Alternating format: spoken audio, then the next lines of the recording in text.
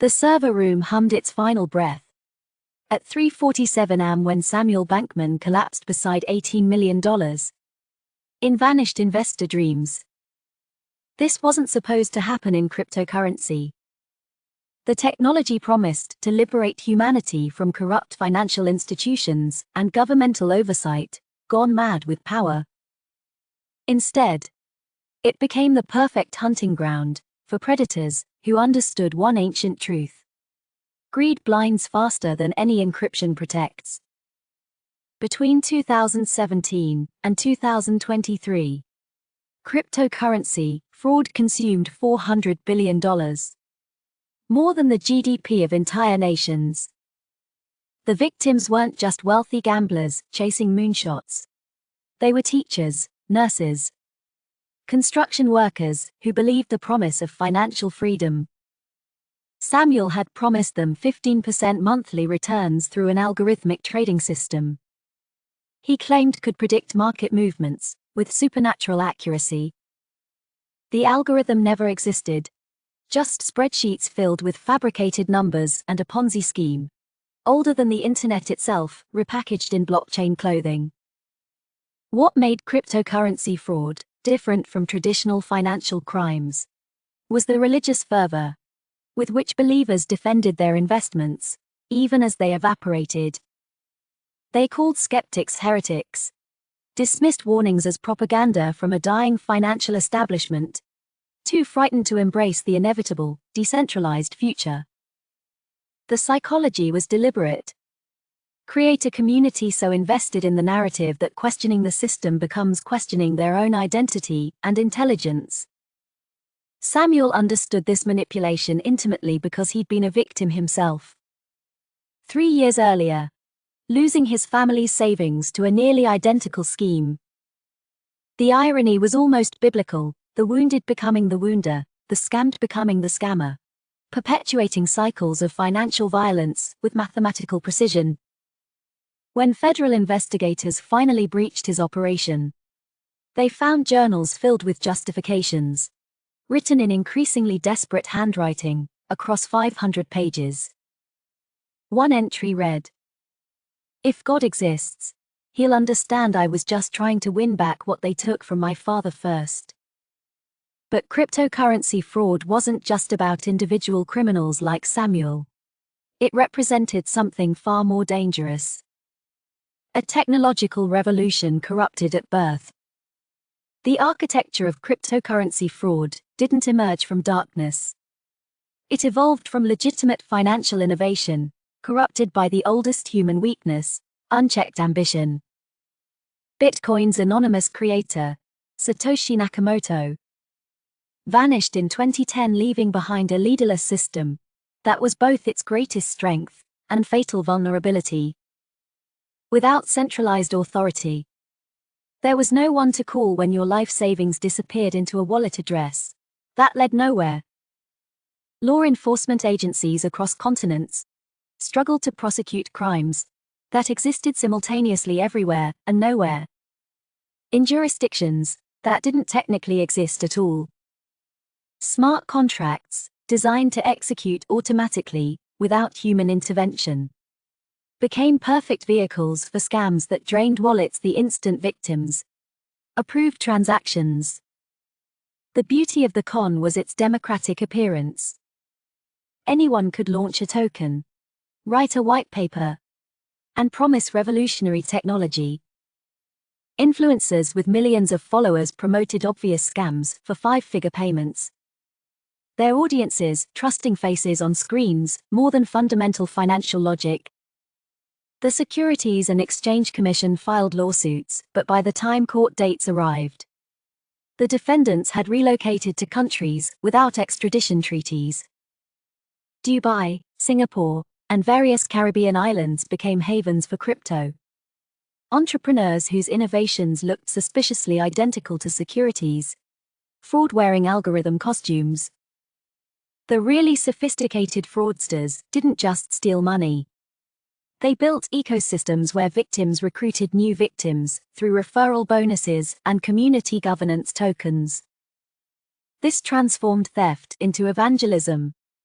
where the defrauded had financial incentive to defend the very system destroying them, until collapse became mathematically inevitable. FTX collapsed in November 2022, taking $32 billion with it. And still thousands of investors blamed regulators, rather than Sam Bankman-Fried himself. The cognitive dissonance was staggering. Educated people who would never fall for email phishing scams invested fortunes based on celebrity endorsements and fear. Fear of missing out, FOMO in internet parlance, became a more powerful motivator than due diligence, research, or basic questions about how yields could sustain themselves. The systemic problem wasn't just criminals exploiting technology. It was an entire culture that had redefined gambling as investment and speculation as financial revolution. The collapse didn't arrive as a single catastrophic event, but as a cascade, each domino triggering the next in accelerating rhythm. Terra Luna imploded in May 2022, erasing $45 billion in 72 hours.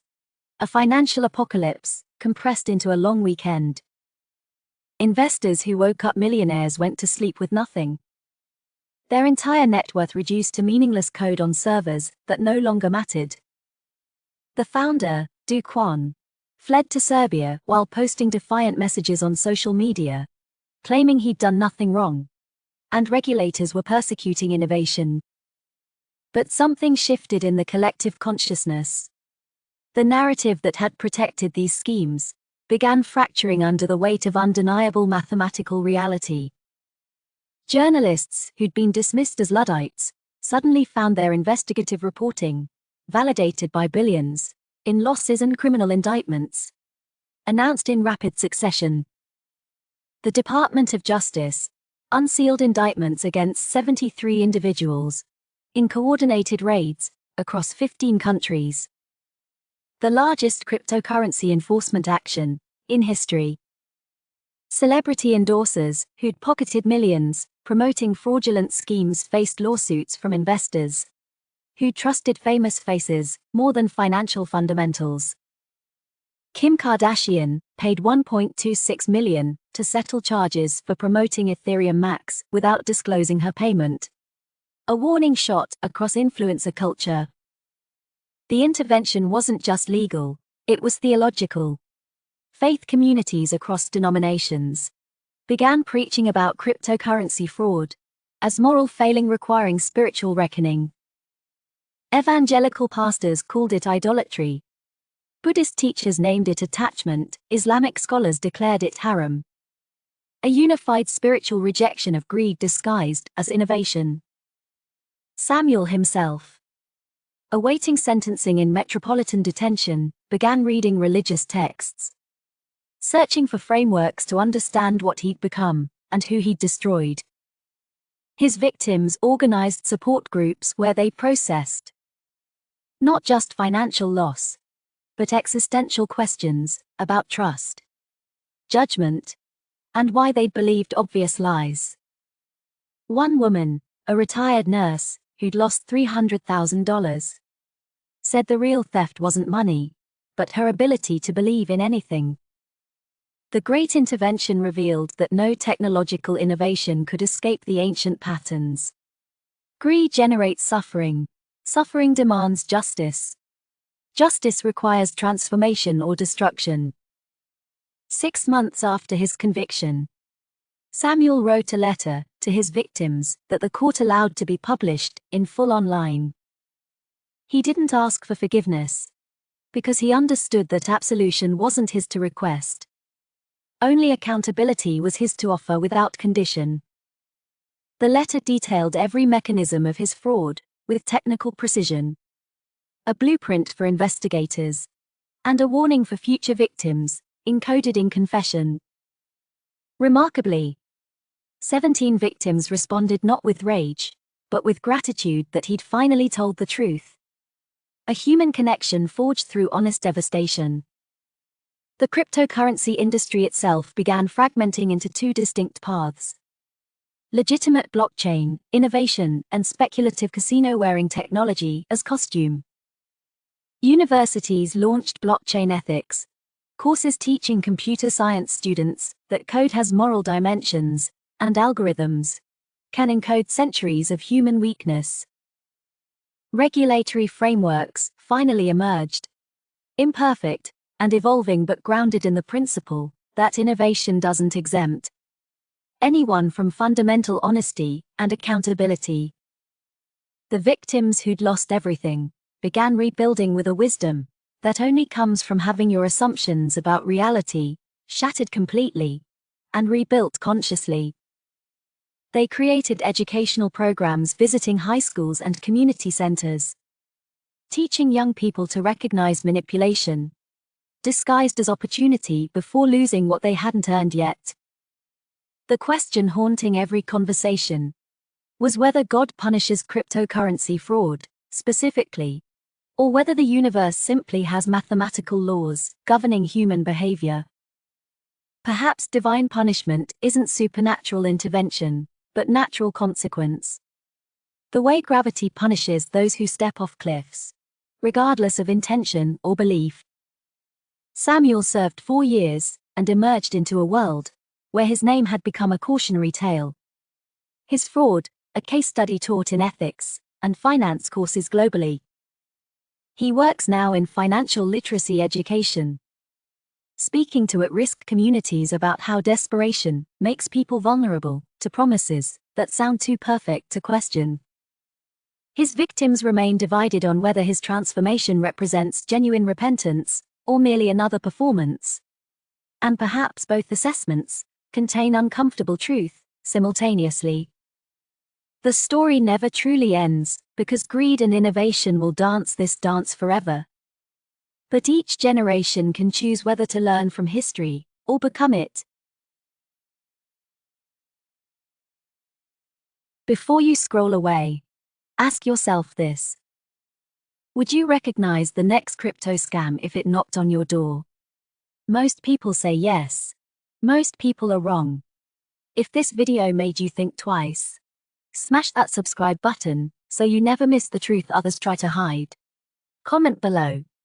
I won't be a victim. Let's build a community that is too smart to scam. And share this with one person who needs to see it. Just one. That is how we fight back. The system counts on your silence. Prove them wrong.